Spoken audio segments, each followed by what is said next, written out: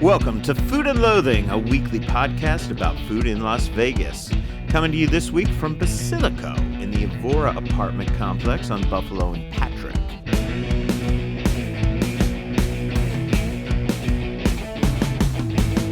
I'm your host, Al Mancini, and my co-host, Gemini Stevens, our producer, Rich Johnson, all of them sitting by my side here in Basillico. Yeah. How you guys like this place? I It's do. a beautiful I love restaurant. this room. Yeah. Nice room, dark. I like the texture. I like the color pop of the chairs. I like there's rock and wood and tile, but it all goes together. And backlit wine bottles. Yeah. Right here next to us. It's very Can modern. I get to it? Yeah.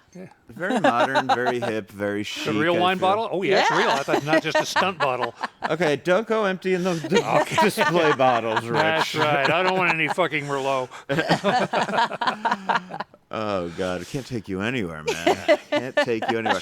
But no, I do love this restaurant. It's one of the happy hours I come to most frequently. We'll talk all about that. We've got Joe Valdez, the new chef here, joining us probably in about 20 minutes. I think he might even bring over some pizza. I if know, we get I'm lucky. excited. Yeah. So yeah, that's coming up 15 to 20 minutes. Also on this show, we have conversation with Golden Tiki manager Cecilia Brewing about some upcoming events in Vegas, as well as their trip to New Orleans next week. I drop by the brand new Taco Escobar on Fremont Street and have a little chat with Samantha Bandy for the lowdown on that joint.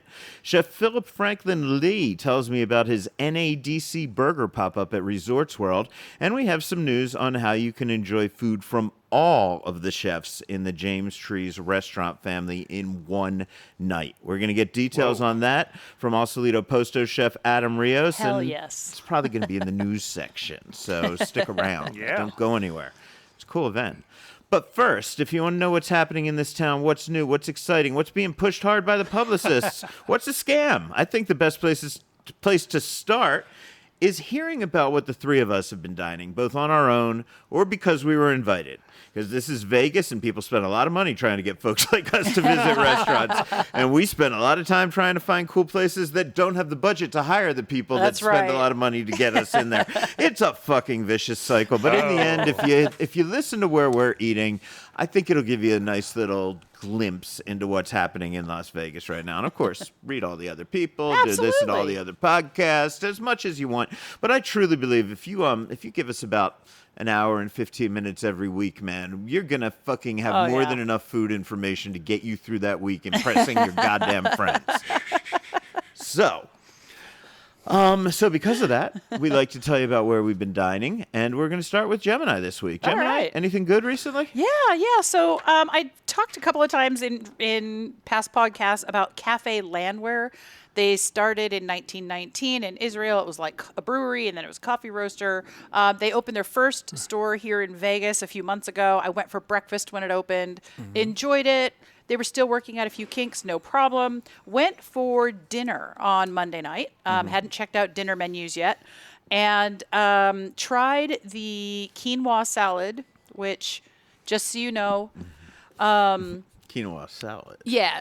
I was expecting Somebody's being healthy. I was trying to be a little bit because it's so damn hot right now. I want to eat lighter.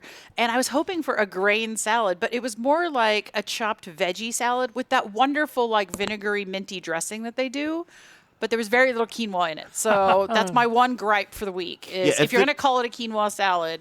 If the word is in the name of the dish, then I want to see it. Yeah. It should be the majority. But I did add salmon on top, which was cooked perfectly with a crispy skin. It came with some like Lebna little rosettes on it, so you could kind of mix and match the textures and the cooling and all of that stuff. It was really good. We also got a side of what they call their torshi pickles. That's Torshi, and they are onions and peppers and cauliflower, and they're bright yellow, so lots of turmeric, things like that. Very lightly pickled. Good crunch, but it still gives you that pickle taste without being overpowering depending on what you're eating. So really, really like it over there. They're in Boca Park. They're in the old Boca Park in the Chinglish old space, Chinglish. right? Yep. Yeah. Yep, Okay. exactly. And actually, if you're driving down the street, their fucking name. Yeah, you see can't really miss it. It's a goddamn big. nice bright white building with like shiplap or whatever that Yeah. style is called, and the name is in big black letters and high contrast. And it truly would be, I would say, in the southeast northeast corner of Yes. Boca Park. If you see Grimaldi's, you've gone too far. Right. Right. I also went over to Shanghai Taste. I should be the mayor. You're addicted I to know. that I place, love that man. place. Xiaolong Bao Yeah. for I haven't everyone. found my my Xiaolong Bao place in Oklahoma City yet. So, of course, when I'm here, I'm craving it. There are so many options here in Vegas, and we are lucky to have a glut of good food. But I have a thing for the crab yolk ones at Shanghai Taste. I love their cold oxtail. I love their steamed veg. So, yeah, I did that. Yeah, Xiaolong Bao have become very popular in Las Vegas over They the past have. 15 years, and I really credit China Mama. Absolutely. Where they were just called soup dumplings for years, right? Yep. And there are a lot of places you can get them. There are good places on the Strip even to get them. There are good places in casinos to get them. I certainly like, I get them in Ario when I'm over there. Oh, they're yeah. very, very good. But Shanghai Taste. If somebody's coming to Vegas and they want to do Xiaolong Bao, I mean, we've got a James Beard Yeah. shortlisted or longlisted. They were finalists, I believe. Yeah, Chef Jimmy. Yeah, and they've got an amazing chef over there, people that really know Las Vegas well. They're Yep. in a really hot section of Chinatown. I mean, yeah, if you're local, you pass it all the time. time. You got to get in there. The parking blows. Just gonna say Like that. it blows chunks across the street onto other parking lots That's right. that blow. But That's if you how can't much remember it blows. where it is, it's Yeah. Shanghai Taste inside Shanghai Plaza. Parking is a crapshoot, but the food is so Take an good. Uber, drink. I have found that people also experiencing the Yeah. crap show, everybody seems to be a little more polite in that parking lot than they are generally on Spring Mountain Road. Oh, yeah, so 'cause much everybody nicer. knows we're in the same crap here. Yeah. If you found it and I didn't, okay, good on Yeah. you. I'll keep going. Little less hostile. Unlike the other very side, yeah, much. where like if you go over by Golden Tiki and 00 Oh, and yeah, Partage, yeah. people over there are mean. Yeah, a mile-long, one-level parking thing. Yeah. They should just take, I don't know, 50 of those spots and make them valet. I would I'll love pay. that. I pay That would every be time amazing. I go, man. I also hit Sushi Tower. They have more no rice rolls lately, so I got a soft shell crab wrapped in tuna. So good. Wow. Just a little bit of a kick. Super fresh. Amazing. So they're using like the fish as the rice? yeah. They put the filling in and then they wrap it with the fish instead of Wow. It reminds me of that bacon fucking restaurant in the well, not the D, the Oh yeah, yeah, it's the in the D, It was D. the D. yeah. Yeah, yeah. the D. It's, Bacon Nation or something. Yeah, right. Where they actually they you don't get bread on your BLT. They actually weave woven strips of bacon together. Yeah. Like that's what I'm thinking of right now Oh when you're my describing God. sushi wrapped in sushi. That and on 30 Rock, Tracy Morgan's meat machine. Meat machine. Just get rid of the bread. Eat Oh the my meat. God. Just Oh, meat I love between that meat. so much. We went to Flanker last night, but we can talk about that together. And then I popped into Crush Pad. I hadn't been in there in a little while. They've upped their menus. They had all kinds of new natural wines, which They're they know mostly that a I wine like. bar, right? Yeah. Yeah. Yeah, they have some snacks and things like that. But we just went in for a glass of wine on the way home last night, and just really great place. I love it. It's a good vibe. It's a good room, and yeah, just kept it super simple this week. But yeah, Cool. loved No, it. it sounds like you hit some good spots, Yeah. man, and good reminders. I've Oh. never been to Sushi Tower. I've never had fish wrapped in fish. So you got, where is Sushi Tower, by the way? I had it delivered, but I do believe it is on Durango. No, it's over by Flamingo and Grand Canyon area, in that whole shopping center that they have right on that T near the 215. Right. Yeah. Right on the edge of Summerlin South. Yeah, I say yeah. that because I've been putting Toasted together an article. gastropub and the Yeah. French donut joint in there. Yeah, all in that same general area. Yeah, yeah. But also, I forgot, I did have some ginger chicken from Weira Thai that my girlfriend had brought and put it in my fridge for me. That was really good. She asked for spicy level 1 because she doesn't do a lot of spice. I like spice, and I didn't find it spicy at all, so I added some to it. But yeah, she asked for 1, and for her it was like a 4. But Weira Thai can get really spicy compared to a lot of Thai places around town, so you have to be careful when you order with them. But I really enjoyed it. So And Weira Thai has a lot of locations in Vegas at this Yeah. point. I think at least 3 that I could think of. at least 3. right? I always default to the one on Sahara over by the Phoenix because that's where I've always gone That's when I the go to original, Weira. Yeah. I think they might have one in Shanghai Plaza. Do they have one in Shanghai Plaza? I'm not That's sure. entirely possible. And I think they have one in Town Square. Town Square sounds familiar. Yeah. So That's a place I haven't been in a little while. I And they're need a to get my great happy Thai ass down to restaurant. Tamba. Cool. Yeah, But you do yeah. have to get into town. Yes, but yeah, I've eaten quite well while I've been here. Cool. How about you, Rich, man? A couple familiar places from the center of my universe, otherwise known as Westlake, Mead, and Rampart. We bring you to our weekly segment on restaurants Rich can walk to. Almost. Not in this weather, but yeah. That's an article. That's a neighborhood article right Yeah, there. yeah. You know, the place that is closest to me is an Italian place that used to be called Mother's Place, and now it's a different Oh, name. My Mother's House or something I like have yeah. never been there. I went when it was called My Mother's House. I walked in once, and I just hated the look, and I walked yeah, right it's out. super cheesy, or was. It was, and now it's like all white and Oh, wow. weird, and green. It's just cheesy in a different direction, but the same. What's it called thing. now? I forgot. That's not the name. So if you live near Rich and you want to stalk him and follow him the fuck around, here's a restaurant for you. Oh my God. I'll never be in. I'm dying. I know, tangential, but when we were looking for a place in Sun City, Summerlin, Yeah. we went to this one place that was really nice, place, the usual 2-bedroom, 2-bath, and all that, Yeah. and a smaller yard, and we went to the bigger yard. But I'm looking around, this place is all nicely redone, flipped, and I'm hearing music. This is like 9 in the morning, 10 in the morning, and I'm faintly hearing, Sinatra or something like that. And you're in the restaurant? No, I'm nowhere near Okay. the restaurant. Well, it Are you turns just out, hearing it in your head, maybe? That's what I thought. Yeah. Well, on the other side of the wall was the back alley to that strip mall with that restaurant. Yeah. And they never turned off their damn music all night long. Yeah. Well, And I that's said, well, they're dead to me, and I have never even known they were alive. So, But did you eat there? no, this week? never have. Okay. Anyway, So- okay. so let's go to where I actually What did were eat. we talking about there then? I don't even know what the fuck we were just talking about. I don't know, but Oh, it was places- enjoyable, and now I'm going to look it up. Places near me, and I always go to nothing but the places near me. And my point was the places absolutely nearest to me. Okay. I've never been. Oh, I got it. There you go. But I did go to. I missed Yeah. the thread of that, but you know what, man? I've had a long week, so I'll It's been fix a it long in week, post. and it's only nah, Wednesday. man, leave it in there, brother. Leave it in there. No need to fix No, it we up. had some fun with it. I've talked about the Mediterranean fast food joint Parsley before, and it does Oh, not yeah. disappoint.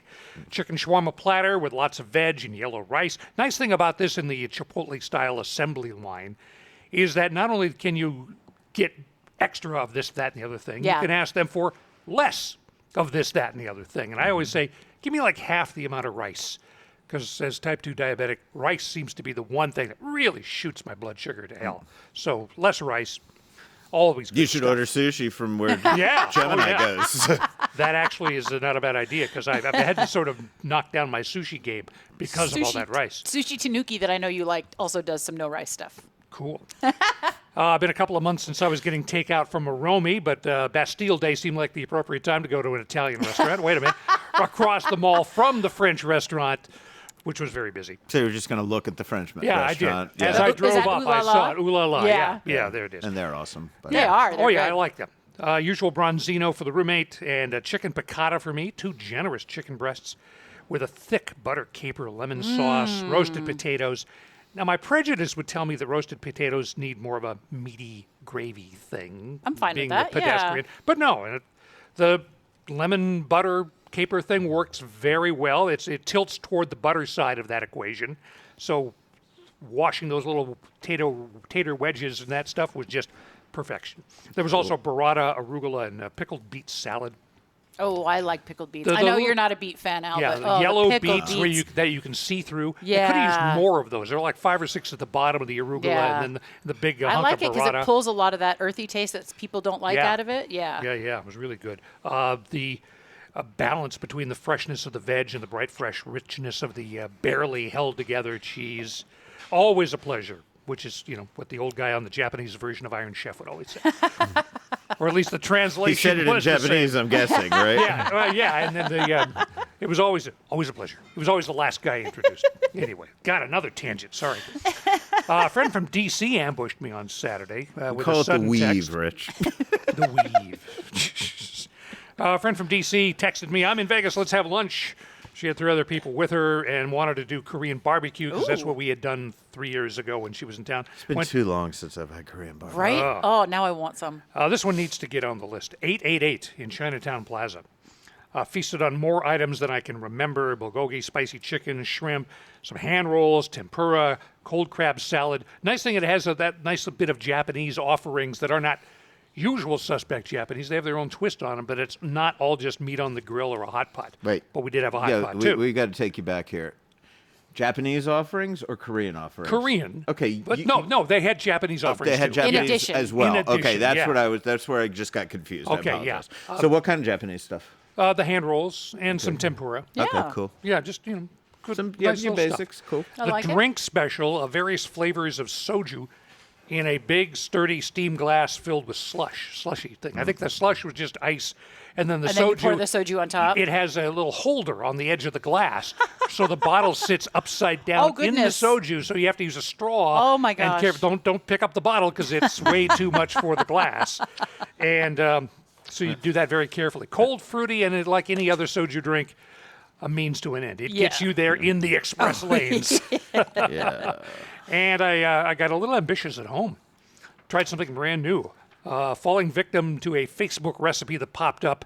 I get all this shit on Facebook because I look at food stuff a lot. Absolutely. Mexican shrimp cocktail. Okay. Now, it looked more like a ceviche from the long list of ingredients: onion, cucumber, celery, jalapeno, plum tomato, cilantro, avocado, clamato, ketchup, shrimp, lime juice.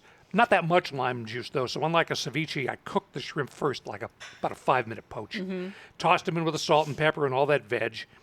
Now, I forget which site had this recipe. Was it All Recipes or Simply Recipes or I got your fucking recipes right here.com? And unlike most of my home cooking adventures, it's trial and error. I'm still Yeah. working on the spaghetti assassin. Every time it gets a little better. But this, I have to say, I did it exact. I mean, I was like chemistry, exactly what it said. And it turned out great. And I had about 2 servings left. And the next day, too, because that kind of stuff stews in the fridge and gets better and better and better. I'm almost done here.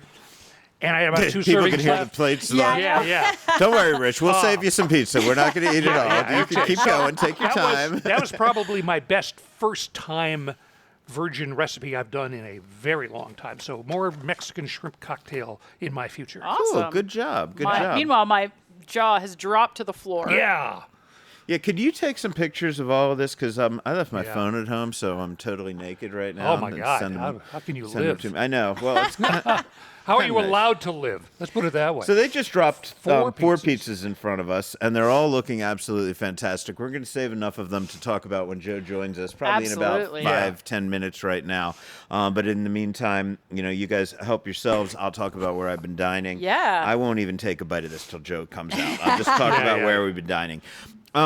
So actually, Basillico, right? A week ago today, we're recording this on a Wednesday. A week ago today, came for their Wednesday happy hour. Their happy hour at Basillico is always a very, very good deal. Yeah. But on Wednesdays, they add dollar oysters to it, right? So, and like, who the fuck does dollar oysters anymore, right? Right? So I believe that's like 4 to 6. So I came by, Sue and I sat at the bar.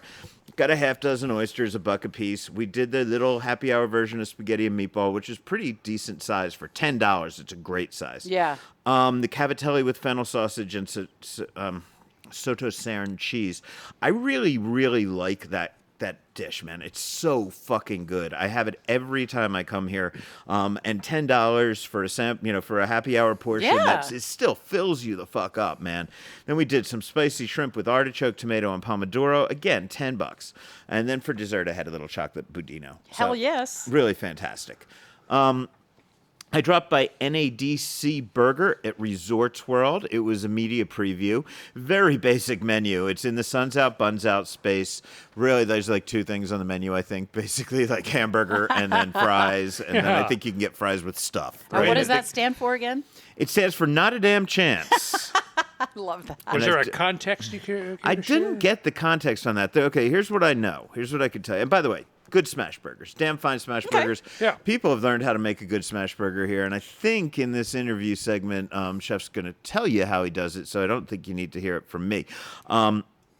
But this is a collaboration between professional skateboarder Neen Williams and chef Philip Franklin Lee, whose name may sound familiar to people who know his Michelin-starred Scratch Restaurants group. And this is the second time they've brought NADC burgers to Las Vegas. I spoke to Chef Lee at the media preview. When we set out, we didn't set out to start a business. Nina and I just were making burgers for fun at home. Our wives are best friends. We had our first kid a month apart from each other, and we would just cook together. That was like what we did for fun.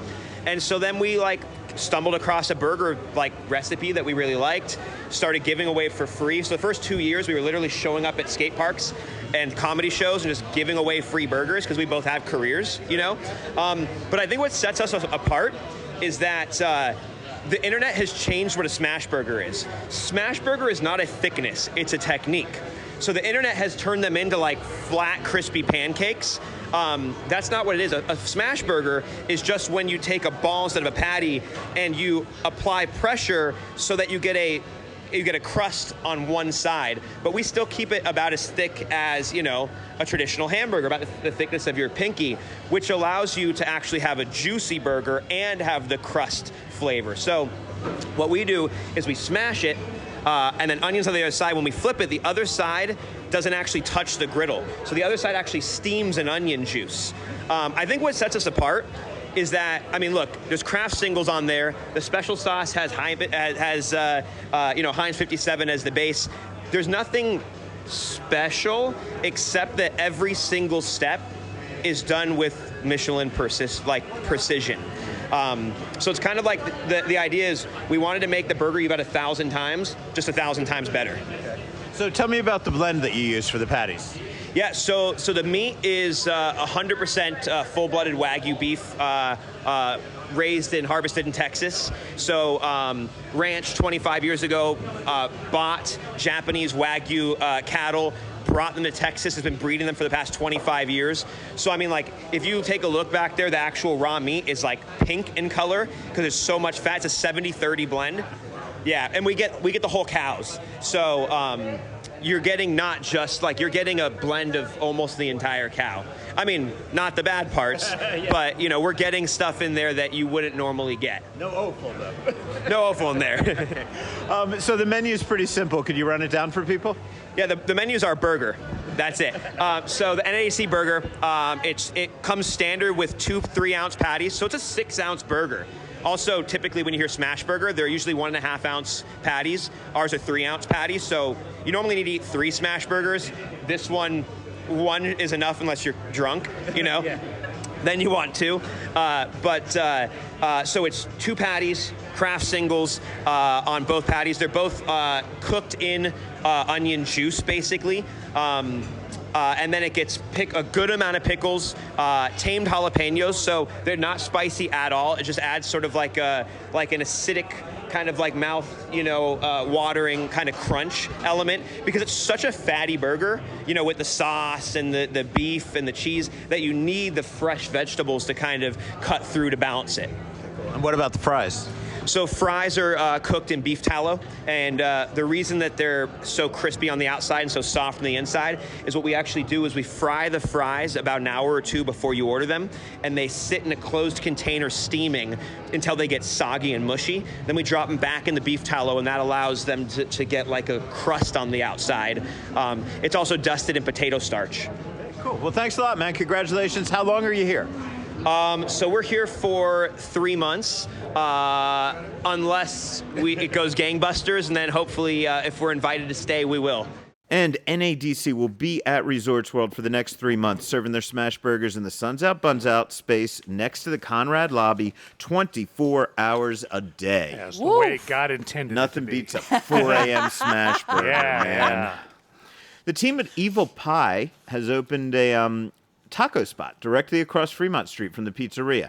It's called Taco Escobar. I'm told it's named after a fictitious Mexican wrestler and not the notorious drug kingpin Pablo Escobar. Of course it was. it is. Let's just Yes. nod and smile. Yeah, that's what our lawyers told us to say. Yes, you bet. I could just picture Vinny Chase in the worst movie of his career the whole time I was watching that. Okay, so we had some samples of the food. Mushroom tacos, fucking fantastic over there. Their queso birria tacos, very, very good. You know my gripe, not made with goat. Yeah. Pretty much nobody makes them with goat anymore, so I'm just going to have to give up on that one. A bag of their tortilla chips, drinks by Adam Raines over hell there. yeah. Yeah. Frozen agua frescas, which are really happening. And they've got Mexican wrestler stuff on the walls Cool. and then TV screens. I would say that their bar is definitely tourist focused. Okay. Right? Like if you want to get a high end spirit there, it's going to be the ones that are overly hyped, Got right? it. That tourists are going to recommend. Yeah. But, you want medium end spirits. They've got a very nice variety. They've Okay. got a nice variety that you'll want to look at their list of spirits, but it's not a nice enough variety that like you bring your whiskey or your tequila friend there Yeah. for a tasting. You Yeah. know what I mean? I don't think it has to be when you're on Fremont Street. Yeah. I think Fremont Street's a certain kind of drinking. And I think you want to go heavy and hard there. So our old friend Samantha Bandy, who manages Evil Pie, was at the party, and she gave me the lowdown on the new place, which, of course, is their sister restaurant. Taco Escobar is this fun, edgy taco shop, with some amazing cocktails and margaritas, palomas, micheladas, all surrounded by this luchador from the 80s and 90s, Taco Escobar. There's a vibe here on Fremont East, right? And there's usually people are moving around, right? They're going from one spot to another. So is this seen as a place you come and you sit down and you have a whole night's meal, or is this a place that you hit to stock up between power partying? This place is really cool because it can be a little bit of both. It can be something where you're just having a bunch of margaritas and tacos throughout the night, or you can get a quick bite and a quick taco as you go and explore the rest of downtown Fremont. And Delilah launched their new brunch service this weekend. I had a lot of fun because, they have that no photos policy at Delilah. You guys eat the pizza, man. Don't wait for me to eat the fucking pizza. They have the no photos policy, which Right. I honor because that way I can eat a fucking meal without taking pictures. And Yeah. I can actually enjoy it. And it was fantastic. So they do this $150 prefix brunch. You get starters for the table, fruit and berry plate, and pastries. Then you get some apps for the table. You get a smoked salmon carpaccio type of a dish, chicken tenders and waffles with spicy maple syrup, baby green salad. If you want to go baller and spending $150 a person is not enough for you, you get a seafood plateau added for $225 or $325, and you can get caviar service added for an extra $250 or an extra $900. Let's go. Let's say you don't do that. Let's say you're still on the $150 prefix. Yep. Now's the time you select your entree. So they've got steak and eggs, a Delilah Benedict with serrano ham, grilled asparagus and béarnaise, egg white frittata. I say frittata, you say frittata. Brioche French toast with Harry's berries and whipped mascarpone cheese, which was amazing. They do a burger there. They do king crab avocado toast, Oh, farro hell yeah. salmon. So you got a lot to choose from. Yeah. Also, they have 6 specialty cocktails, and those, of course, are by Marina Mercer Guarini. Yep. And they're priced between $19 and $24. Champagne they have, of course, starts at $29 a glass, et cetera, et cetera. I really, really enjoyed it there. I mean, first of all, Sky D. Miles is the performer, and I'm a huge fan of Sky D. Miles. I think she originally came to Vegas to do Rose Rabbit Live back in the day. I but remember. We've seen her at Ghost Bar with the show. We've seen her at DW Bistro Bistro, doing yep. gospel brunches. And the minute I saw her walk through the door, I know it was going to be a fantastic show. The food, the service, Delilah, the atmosphere. I mean, it is definitely you're the Great Gatsby, right? I mean, that's how you feel when you're eating at Delilah. You got to have Great Gatsby money to, eat at Delilah. But I've got to say, man, if I had like a really snooty, really, really rich person coming to town, like the snootiest, richest person I can think of, and I know a few, trust me, this would be a place I'd be like, oh, if you want to do brunch in Vegas, this is where you have to go, right? It's calm, it's civilized, it's beautiful, it's classic dishes. I did an omelet with a huge scoop of caviar on top of it as my entree, right? Yes. You got Sky D. Miles performing. So, I mean, I just absolutely loved it. But again, be prepared for the price tag. Starts at $150 a head. One of my old friends, who's also my lawyer, was in town this week. We finally managed to find some time to catch up on a meal together, argue politics, philosophy, discuss our lives and our health, basically just catch up. Of course, I always have to see if there are outstanding arrest warrants against me that he has to let me know of, or if I'm being sued by anybody, right, or if I need to sue anybody. But, basically, it was much more of a pleasure business than a pleasure meal than it was a business meal. Yeah. So we debated a couple off-strip steakhouses, but then he threw out Ramen Kobo on Durango. And it's one of his favorite spots. So It's really cool. It's in there with like Pier 215 sushi. Yep. And I just really dug the spot. I mean, it was cozy. It was nice. You know, even though he doesn't live in Vegas full time, like they all knew who he was, right? They recognized him because he comes in frequently enough. We did a little goiza. We did a little, some bao buns. But basically, we just did the ramen, and it was really, really good. Now, that happens to be super close to my house, so I was glad that he picked it. And I would say, if you're over in that Durango Resort corridor by Uncommons and things like that, this is another place that you're going to want to add to your list. It's Absolutely. just great ramen. You know, of course, ramen to me is the ultimate like bargain meal. I you love know? ramen. I mean, I just love ramen. Gemini, you and I had a meeting at Evolve Brewing in the Bend. Decent pepperoni pizza, right? I liked it. Yeah, I dig the place. Had the cup and char pepperoni, the little ones that sort of shrivel Yes, up and they turn cup into and they little. char. Yes, exactly. Loved it. But, you know, with not much else to tell you unless you want inside scoop on what's happening with Neon News. But I'm not going to tell you that. No. I also had a lunch at Gu Plus because I'm in the process of yes. adding it to Neon Feast's list of best sandwich places. I had their shrimp. First of all, Gu Plus, if you're not familiar with it, it's in that big, giant Chinatown plaza that has fucking everything. Where Golden Tiki and Partage and the Mexican place. They're on the corner, mile-long right? nightmare strip parking They're on the place. corner They're where actually Halfbird used to around be? the corner. Around the corner. You've got to go around the corner. They have their pastry shop. They have their bakery in the old So they're Halfbird on space. Wynn. Yeah. They're actually on Wynn. Okay. They're not on Spring Mountain Road. Okay. And they do Japanese sandos like Yeah. nobody does in this town. And really fantastic. I did a shrimp sando. Liked it a lot. More on them soon. Then Bastille Day rolled around. Unlike Rich, I actually went to a French restaurant instead of just looking and waving at them. Marché Bacchus, they did this great event. A lot of shared food, Spanish sausage sandwiches, paella by Chef Angelo of Tres Casuelas. Oh, wow. Desserts by Chef Christopher. And you could also order a la carte, but that's what you got for your wristband. Yeah.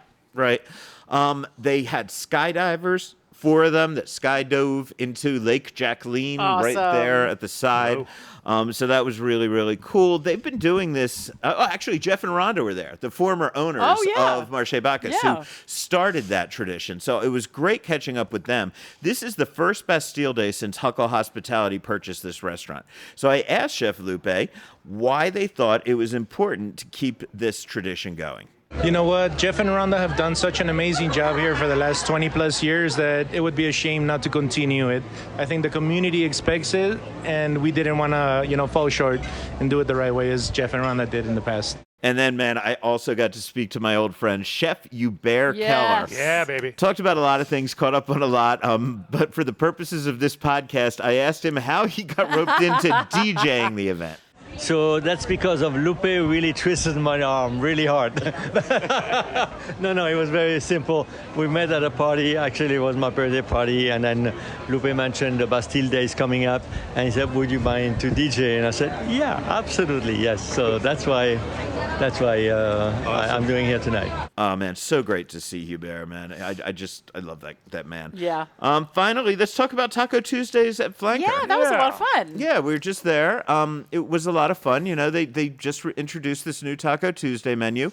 They wanted our friends at Happy Hour Vegas and us. They wanted us down there for the launch party. We were sponsoring it. They, of course, are great friends of this show. They're Yep. also great friends of Neon Feast. They're on our list of best places to watch a game. Yeah. It's really an amazing sports bar. And then, but we went and we did the Taco Tuesday, and Rich and I walked around and we talked to some people. Did you get some material, Rich, that you're going to play for us here? Yeah, I do. We didn't just eat and drink. We gathered information for you, the listener. Here's a bit of Al and me talking in order to Carver Road Hospitality's Zachary Jukel, bartender Selena, and executive chef Michael Clark. So, Zach, what inspired this Taco Tuesdays event? We actually started this right when the venue opened, these past couple years. And right when we started it, it actually seemed to be a hit right off the rip. And we, at this point, have just been elevating it with unique offers, the taco flights, very colorful kind of margaritas, and really just giving people a reason to kind of come here after work. With all these activations that we report on, it can slip the mind that this is, at its heart, one of the absolute best places to watch a game in all of Las Vegas. And that doesn't go away with these promotions. Could you talk about how sports are such an integral part of this place? Yeah, honestly, sports is really the heartbeat of the whole venue. and we really kind of program around sports. But then when there isn't sports happening, right, in the summer, we find other ways to activate. Like we just did the Love Island watch parties that seem to be a hit, and other various promotions. We're doing also a really cool locals menu where we're donating $4 to our select choice of charity that's going back to the market for hospitality for the next generation of people that want to become chefs and people that want to be in the restaurant industry, and just finding ways of how to stay integrated with the local community, but as well, obviously, all the tourists too that are coming in and out every single day.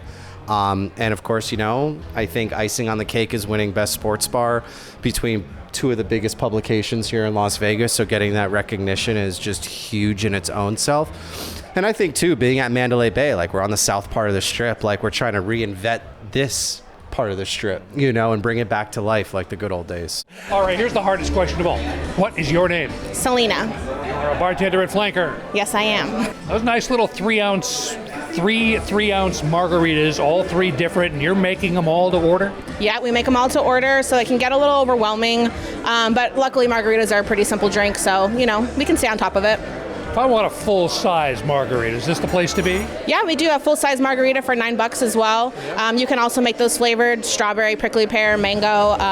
You can do salt rim, tahini, whatever sounds good to you. So. What sounds good to you? What's your favorite? I like the spicy passion fruit one with the tahini rim. It's got a little bit of a kick to it. Goes good with the tacos. It's my favorite one. So, Chef, why Taco Tuesdays? What were we thinking? Why Taco Tuesdays? I mean, who doesn't love tacos? Tacos is probably my favorite food in the world. And then, it's just an oldie but goodie. I mean, who doesn't love Taco Tuesday, whether it's at home or your local spot down the street from your home or whatnot. And we just wanted to get some catchy draw to get our summer guests in here and have some fun and, drink some margaritas and have some tacos, Could you explain, how this compares to what normal prices would be? How great a deal is this? Oh, this is a great deal. Our tacos on the menu are 19 for 3. So tonight they are 24 for 3 tacos. Plus you get 3 margaritas. Each margarita is about 3.5, 4 ounces. So you got 12 ounces of margarita with 3 tacos for $24. You can't beat that. So with the success of Taco Tuesday, will you be looking for other foods to make alliterative other days? I'm immediately thinking Wagyu Wednesday. How about that? That is definitely a possibility. We could definitely bring back maybe our sliders and do an all Wagyu. Slider Saturday. Yeah, there you go. But in addition to, as previously mentioned, in addition to our Taco Tuesday, we are currently running a Mai Tai bar throughout the whole summer, where we have 7 different cocktails. Again, Mai Tai Monday. That's right. And then along with that comes a poo-poo platter with a bunch of cool little snacks that we created for it. Poo-poo? No, I don't have one for that. One of the things I liked about it, too, is if somebody listening hasn't seen the flyer yet, because it's been put out on social media, things like that, there's 2 huge tacos for $9. $9 special, $6 beer specials, I think, $9 margarita specials, and then they have a 3x3 that we got to check out, which is 3 margaritas and 3 tacos, and it's only $25. I know, that's a lot of food seriously. and a lot of drink on the strip. Yeah, to taste everything in a super cool room. Yeah, super. Oh man. I mean, it was funny. We saw our friend Mark Steele while we were there. Yeah, and I thought he came down to see us, but no, he just loves watching games there, man. So that was awesome. It was really cool. The ultimate endorsement. So coming up in the news, Chef James Trees is having a birthday celebration, and you are invited. The Golden Tiki team travels to New Orleans with big plans for the back streets of Las Vegas when they return. But first, we will be joined right here by Chef Joe Valdez. This is Food and Loathing.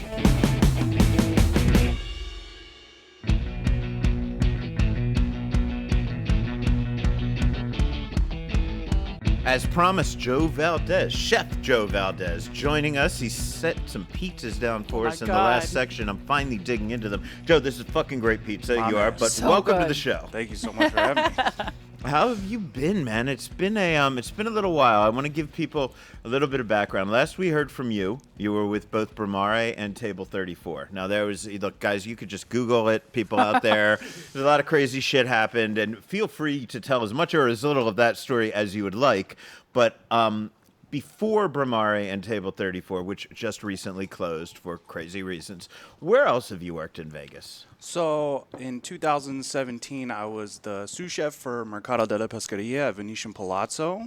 And when V&E Restaurants decided to open Cafe Americano at Paris, I was promoted from Mercado to go run Paris. And, I spent, 5 years with V&E Restaurants under Matt Frzinski. And, I had a great time on the Strip, did a lot of union jobs and a lot of high volume, and I learned a lot. I learned a lot about myself. I learned I didn't really care much for being on the Strip for very much longer. And, Constantine and Evan, they gave me a great opportunity to run, 2 beautiful restaurants and hire the staff that I wanted and do the food that I wanted. And I couldn't be more grateful for that. And that's really all I got to say. I'd run through a wall for either one of them. And yeah, I said I haven't done any research on the story deeper than what other people have reported. And if I were still at the Review Journal, I wouldn't, because I like Constantine, I like Evan, I consider them friends, so I would be pretty biased. So I'm not looking to drag their names through the muds. And again, there's plenty of other stuff that you could read out there if you want to. Certainly.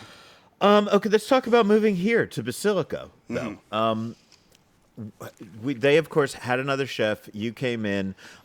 This is you now running the kitchen, right? You're Correct. executive chef. Correct. Okay, cool. So how'd that happen? I knew of Marissa and Rudy. They had dined at Table 34 a couple times. And Those I know are the owners. Those are, the owner-operators. And, the timing just kind of worked out. I was applying online and looking for gigs. I knew I wanted to take some time off. I hadn't seen my wife in a couple months and decided to take some time off. We went to Boston. We spent some time together. And I kind of took my time picking and choosing. But, I was applying online, and Marissa reached out. And truthfully, it was a perfect fit, And what sets them apart from everyone else, in my opinion, is their hospitality, how they treat folks, how they are with their guests. It's something that I wanted to be a part of. And I couldn't be more grateful, man. I landed on my feet so quickly and close to home, not on the Strip. I park underground in the Vegas heat, and I'm loving it. I couldn't ask for a better gig. You got underground parking here? Yeah. Give me a fucking pass. Yeah. Wednesdays only. Yeah, sure. You see me in here a lot on the Wednesdays, man. How is Basillico different from Bramare in the style of Italian food they serve? Because, I've always felt that Basillico is a bit more hearty, a bit more like family stuff that's just piled high with good stuff. And things are a bit more subtle, maybe, creative here. I don't know. How would you compare the two? Well, where I came from in Bramare, we tried to go over the top with all of our dishes and really create memorable experiences and create food that people certainly craved, right? That's what Bramare meant. Here at Basillico, I do see a lot more families, and it is an earlier shift. I mean, we get hit, 5 or 6 o'clock, the regular dinner rush, and I'm in the business of feeding people, and I want to make people happy, and I want to give them the value that Las Vegas deserves. And I wouldn't say it's much different. I did bring a few of my dishes over from Bramare. I can't lie about it. It's not like, I want to hear about them, man. Yeah, people love them. Did you bring me my pork secreto? I actually have it in the back right Yes! now. I have the secreto in the back right now. Because your pork secreto, I still need to make a T-shirt, is a religion of its own. Sure, certainly. It's not like my food is sitting on 2 other menus out there in the valley right now. Unfortunately, both of those restaurants are no longer, and I brought a lot of the fan favorites from both Table 34 and Bramare. Just some of the things that I just could not keep from people. That's what I wanted to do, And when I showed up here, Chef Francesco had been here since the beginning. I wanted to make a statement of, there's a change in leadership in the back, and we certainly, I feel like I definitely got that through. So, what's been some of the your favorite part of? Because the transition can be good, it can be bad, it could be a mixed bag. Certainly. What have been some of the brighter parts? Well, I'll tell you a funny story. One of my sous chefs from Bramare got hired here about 3 weeks before me. And he didn't know that I was interviewing for the job, so I kind of popped in the kitchen when I was doing my tasting for them. I'm like, "What's up, bro?" He's like, "No!" He freaked out. He freaked out. So, I'm very happy that he's here, and I'm super grateful that he's here. And I kind of feel like the family's back together, whether truth be there or not. My other sous chef, Joel, he's over at Palette, which is part of this same company, So I was more worried about my staff when we closed down the restaurants, and I'm just super happy that, everybody's landed on their feet, and we're going to make it through the summer and, hit fall with the ground running. So. Yeah. Well, one of the things you brought up, because you talked about this being more family oriented, the dinner rush hits a little earlier, things Certainly. like that. You're definitely in more of a neighborhood restaurant. Yep. How is that vibe for you? How does that change business? How does that change how you look at the menu? It's the same thing for me. It's how can we create a memorable experience and how can we give these guests what they want? Mm-hmm. And, I think with the previous leadership in the kitchen, it was very much like a special events night. Like, this is our anniversary, let's go to Basillico.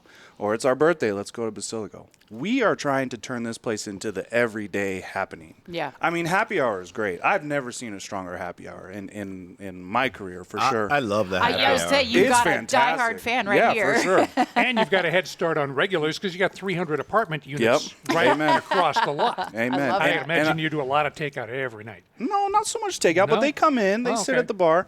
We actually have a 40-person mixer tonight that we're putting together for the Evora Apartment, and I've done a few small events for them, and so far they've welcomed me with open arms, and I couldn't ask for more. We should also talk about the patio here. It's Patio fantastic. is fucking gorgeous, It's man. so How big nice. is that? How many people does that patio hold? I think last time I counted, it was like 48 seats or something, That's which great. is pretty great for us. And the misters help, and You've got great shading. Yep. The sunsets here are beautiful too. I walk out every day at sunset. I'm like, I got tickets in the back, but I got to see this. Well, I sit at the bar during happy hour, so you would catch the sun going Certainly. down, right? It would be annoying, but your shades, Yeah. it doesn't piss me off, Yeah, it helps. right? Because I'm looking right at it, man. All the time. So the menu at Basillico under its last chef had a lot of avant-garde Certainly. turns in it. There was a foie gras tiramisu. There was a duck cigar with truffle ash or something. Certainly. Are you continuing in that vein of the avant-garde? Or are you getting it more down to familiar? I certainly am not as trained as the last chef was, and I'm not saying the talent's not there. I just want to create dishes that people can relate to, that they want to come back for, that they'll order more than once a week. You know what I mean? Yeah. And I'm not saying that they're not generous or rich in taste. I like seeing people every day. Yeah. And And that's the truth the name of of the the matter game. is, look, this has always been a great restaurant. I talk positively about it, always have. But, I remember the first time I came, and they wanted to bring me every single, of the most experimental dishes, right? Yeah. And Sure. they were some out-there fucking dishes. Yeah. A lot of avant-garde touches. And the problem with dishes like that is you're going to not hit a home run on every single one, and the misses, they could stand out really hard, And but the creativity was definitely there. But I wouldn't have come back. I'm not coming back for foie gras tiramisu every week. You know what I yeah. mean? I'd definitely come back for those pastas at the happy hour every week, Cool. So tell me a couple of the dishes that you've added to the menu. So I brought the pork chop from Table 34, the same marinade that I did. We're doing a little bit different. I'm not doing the sweet steak sauce that I did before. We're doing a little bit of agrodolce, which is, an Italian sweet and spicy condiment. Other than that, the dish is the exact same. It goes in beer. It's a 3-day brine, and you just can't beat it. I've got my anacardi pizza, which we call This is salami what I wanted here. to ask about these pizzas Yep. that you just. Yep. you So just the brought up. anacardi pizza was, my dad's pizza, pepperoni, olives, and cashews that I've had since I was a little boy. I had to bring it back. We've got the chicken pie, which we called the speziata at Bramare, which was the spicy one. That was our most popular pizza at Bramare. And I love this one because it's got a little sweet to go with that Yeah. spicy, but it's still really savory. So Yeah. it hits all those notes as you bite It's into incredible. it. Yeah. And then classic margarita. I made you that mushroom sausage because I know you like the flatbread on happy hour. Yeah. So, that it's was really just- good. That mushroom sausage is good. It's about me remembering what everybody likes. He's You going know to what I have to mean? fight Good. me for these last two No, man, I shows. already had a lot of slices of that one already, man. Definitely had a lot. The pizza, is that something that's always been on the menu, and is it the same style that people would remember from before, or have you tweaked what they're doing with I pizza? have certainly tweaked I was what going to I say, this did. feels new to me. Yeah. Yeah, you give good tweak. Yeah. It turns out. So when I first walked in and I saw that pizza oven, the Maro Forni, my heart dropped, and I was so excited. I've never had a pizza oven that big. I've never had one that expensive. And my first week here, I really played around with the dough. I have, one of my recipes that I adjust 3 or 4 times a year, just depending on the humidity. And, it's a little Neapolitan. It's a little more crispy than Neapolitan, and that's kind of how I like it, and that's how I like the guests to enjoy it. I just I felt like the focus and the care was not in the pizzas before. And that's what my very first task was when I walked in the door. How do I make these pizzas the best that they can be out of that kitchen? Well, that's great, man. Well, these are some good fucking pizzas. They're really, really good. What's one of the dishes that's been on the menu maybe the whole time that you really like and you're going to make sure that keeps going? Certainly, that ricotta truffle cavatelli with the sausage. I've tweaked the sausage just a little bit, but it's still just as good. Yeah. You know, you got the Saute Cerne cheese and a little bit of truffle oil with it. I couldn't change it. You know, I couldn't. And I'll change tell it. you that the happy hour portions of your pastas. I'm not trying to tell people only to come for happy hour. Certainly, you know, I get obviously, it. come for dinner. Yeah. You want to eat Yeah. a lot more.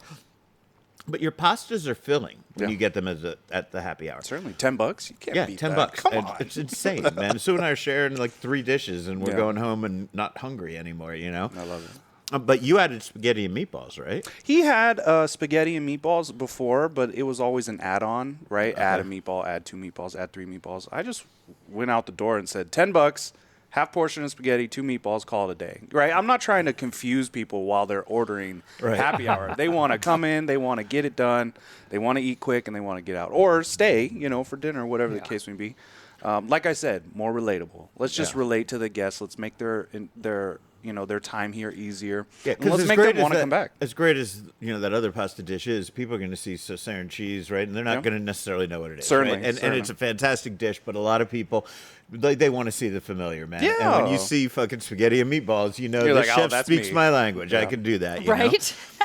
Dollar oysters, man. Dollar oysters on Wednesdays. How the hell's Killing that it. I work? was just going to ask. Can you even Killing buy it. it oyster for $1? We're averaging between 95 and 96 cents, but you know it's not there to invigorate. I mean, it is there to invigorate the restaurant. It's there to get people in. It's there to show people what we're made of and that attention to detail when cleaning oysters or shucking oysters. It's we care about the products that we're putting out, and I don't really care if we're losing money on it. I want your butt in that seat, and I want you to enjoy this. A good old Vegas style, mob style loss leader, baby. Yeah, certainly. You know what's funny is for all the times we've come here under the last chef, Sue always wanted cocktail sauce with her oysters. Now, whatever. You guys can all roll your eyes if you want. That's what she wants. People should get what they fucking want. And she couldn't get cocktail sauce because there's no horseradish in the house. But we came since you've been you here, bet your butt and I she got was able to cocktail get some sauce. fucking cocktail sauce. You bet your butt. And shallot mignonette. I mean, listen, if people are going to order dollar oysters, they're going to want the crackers, they're going to want the cocktail, they're going to want the shallot. You might as well just give it to them. That way they come back. Because you don't want to upset them. Well, I'm not going to go back there. Who wants just plain oysters, Yeah.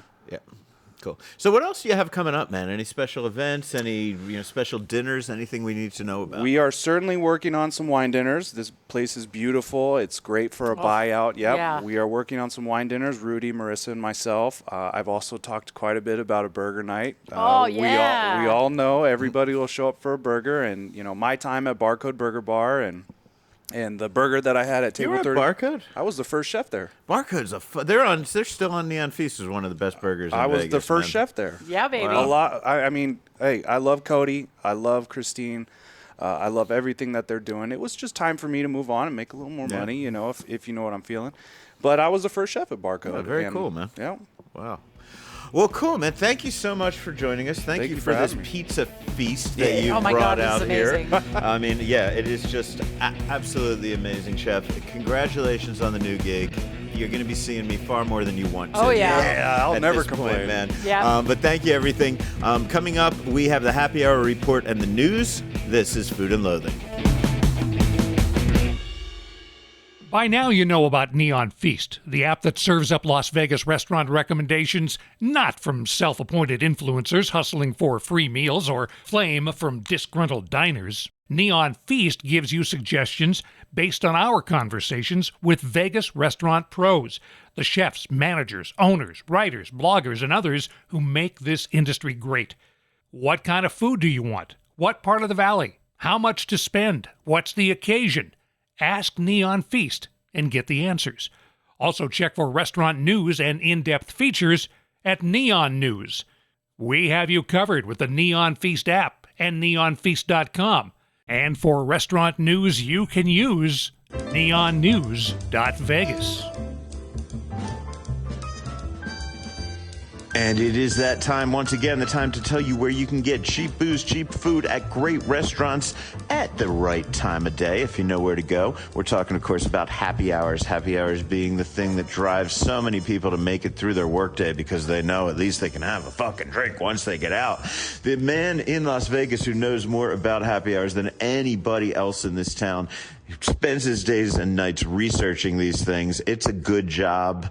Somebody needs to do it, though, and the guy is Andrew Morgan, and he used all that information to create happyhourvegas.com, which is the ultimate website for researching happy hours. But I know you people can get lazy. I get lazy. You're already listening to this fucking podcast. I'm very thankful that you're doing that. So we're going to bring him right to you here like we do every week. And this week, I happen to be thinking about Mexican. I got Mexican on my mind because you teased it last week, Andrew. Yeah. So you tell me you came through with some good Mexican happy hours this week. It's hard not to in this town. It's like strip clubs in Montreal. You can't spit without hitting a cantina in Vegas. Like, they're all over the place, but there's some really good ones too. So I'm excited about that. Yeah. Okay, so what's your favorite for a straight up happy hour? So it's, you got the usuals that are not necessarily my favorite, but some go-tos. Like, if you're on the Strip, Cabo Wabo, Planet Hollywood, El Dorado, multiple locations, especially the ones next to Sapphire. That's always a fun, good little vibe. Not only is it next to Sapphire, by the way, which is fantastic, you get your boobies and all that, but you can go over to one of the very few cannabis consumption lounges that I know of. On the other side of the parking lot, they actually sell THC-infused mocktails. So I'm just saying, if you're in that general area, you can do a lot of damage. That's Vegas, baby. I love it. Yeah, El Dorado's got some good locations, some good food too. I mean, the one in Summerlin's got farm to table type of thing going on there. So it's actually a good little menu that they have. No seed oils, no GMO, all that for the food. Okay, cool. So is that one of your top happy hours? Actually, no. It's just one that I seem to be talking about. But my two top happy hours I want to talk to you about today. La Neta. That's downtown Summerlin. It's been a minute since I've been there, but every time I do go there, I'm actually very impressed. It's every day, including weekends, 3 to 6 p.m. in the lounge. And that 3 p.m. is pretty good because if you're downtown Summerlin, you're hitting the farmer's market, you're one of those upscale retailers, you're people watching whatever it is, it's a good 3 p.m. escape. So good vibe, big window. It's in that lounge area only, so don't be fooled. It's not in the main restaurant part of it. Yeah, because they kind of got you enter on one side for the lounge, you enter on the other for the restaurant, if I'm remembering correctly. Correct. It's just and the lounge area is kind of cool. They've got these shows looping on the big screens. They've got, the staff is cool there. People are generally pretty good to look at and have some fun. And so I roll in at 3:15 and I am ready to start doing some drinking and some eating. What do they have for me? Look, the standard margaritas are great, and the bites are great. They're all priced around $7-9, $7 to $9. So you can't really go wrong. What's really interesting about the happy hour menu there is it's got a little bit of skew to seafood. So you can try the Chilean sea bass, the lobster ceviche cones. There's a pretty good little range. And of course, you got street tacos and everything as well, but pretty good price and really good range, especially for seafood Mexican. Cool. La Neta, great restaurant in downtown Summerlin. Hit me with one more good Mexican happy hour, one that is where I'm going to bump into you if I pop in. Okay, so this Mexican-ish. Oh, I love when you use the word ish. Okay. Yeah, it's a Mexican-ish happy hour. I think it's a happy hour glow up. Like, this is pretty freaking good. It's again by our friend Chef Andres. It's Chino Poblano. So this is Mexican-Chinese fusion. So think, Cantina means Kung Pao. It's pretty freaking creative and pretty freaking great. So it's at the Cosmopolitan. You are talking every day, again, weekends, 4 to 6 p.m. at the bar only. Again, the bar is kind of a small area, so I want to make sure that you're well positioned to get a seat. They call it La Hora Feliz. So you're talking margaritas around $13, cervezas for $7, both Chinese and Mexican kind of cervezas, so it's a good shape. Food menu has about 8 items, kind of smaller on the small side in terms of menu, but they're actually really good. And it ranges, like I said, chips and salsa, $4 to chicken sumai for $13. Pretty interesting, diverse menu for this fusion kitchen for happy hour. Yeah, and you get to say that you had Jose Andres food when you went home, which is pretty cool. 100%. So here's like the pro tip that I'm just my go-tos anyways. It's the Jising Kung Pao chicken lettuce wraps. Or the quesadilla, excuse me. It's lamb, by the way. These are both like $9, okay? And this is from Chef Andres. This is top shelf, really good, high quality food. Happy hour, Mexican, Chinese. You're not going to find this anywhere else in the country, I don't think. You top that with a flaca margarita. It's got a nice little citrus kick to it. You know, it's also about $13. So, you know, just, again, highly recommend this. I know it's not Mexican, but it's Mexicanish. Yeah, no, that works for me. And actually, it's one of my favorite restaurants in all Las Vegas. I could bore people to death telling them everything in the world about it. If you want to understand why he's mixing the Chinese and the Mexican, all I would say is go back to your history books, look up the the Manila Galleons, okay? So that'll give you a little chapter in history that happened. I'll also tell you, if you want something a little weird, try the duck tongue tacos when you're in there. But have you had those? Duck tongue tacos. I didn't even know ducks had tongues. So the answer is no. But now that you mentioned that, I'm going to hit that up next time. Cool, man. Well, thanks for your time. We always love hearing from you, man. And you keep drinking, and we will keep checking out your reports. You got it. I appreciate that one. And stay tuned next week. We're going to talk tiki. Thank you very much, Andrew. And now it is time for the news. The team from the Golden Tiki was invited to create some pop-ups at the annual Tales of the Cocktail Convention in New Orleans. And they also have some really big plans for their return. I spoke to GM Cecilia Berriman about both. We are going to be at Tales of the Cocktail in New Orleans next week. Super excited. Big beverage industry event. Happens every year, and we're lucky enough to do 2 pop-ups this year. One at the Sazerac House with that group, which is fantastic, and then Arnaud's French 75. Very excited. So what's it like taking the Golden Tiki show on the road? How do people react to it in other cities? My favorite thing is when I meet people and they hear that I'm from the Golden Tiki, I get to see their shell pictures. That has to be the universal conversation is, oh, I was there late at night and I took this picture in the shell. Right. It's fantastic. Cool. I know you have something else, maybe a little pop music oriented happening this month. Can you at least tease that for me? We do. There are some boys that are in town performing that will be making a special appearance and doing some fun stuff with us this month. Even though we're not on the back streets, they're still going to have the boys here? Yes. Yes, we will.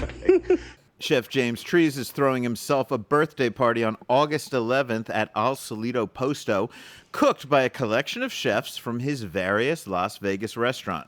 I spoke to Al Solito Posto's Adam Rios about that. We kind of came up with this crazy idea to do something a little bit different. Obviously, Chef James has a lot of chefs kind of in his stable that, running his various restaurants, and we all wanted to do a dinner where we are all featured. And this is actually Chef James's idea to start putting some of the focus onto the people that are in the restaurants day to day doing the work. And, he gets a lot of the spotlight. He doesn't always like it, and he wants to kind of throw that our way a little bit and recognize the people that are doing the day to day. So between myself and the chefs at Esther's and Bar Bohème and Ada's, there's a lot of great talent in our pool. So the dinner idea is basically all of the chefs are going to do a different course for this dinner. So I'm doing like a seafood course, and then Chef Sean will be doing a course, and then of course Chef Jake doing desserts. But all of the chefs getting an opportunity to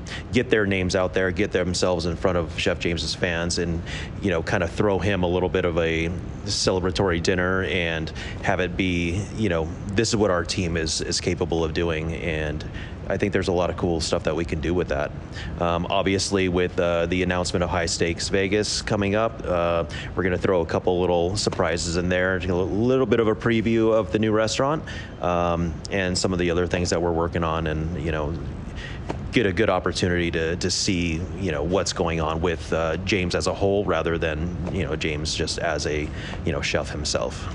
This is the kind of meal that sounds like either something you guys would all do if you wanted to get together on your day off and hang out, or if you were doing R&D for a new restaurant and have you all there. It's not usually a process or a type of meal that the general public gets to access, but you're opening this up to the public. Can you tell people about getting in here? What's it going to cost them? What are they going to get? And how do they start making reservations?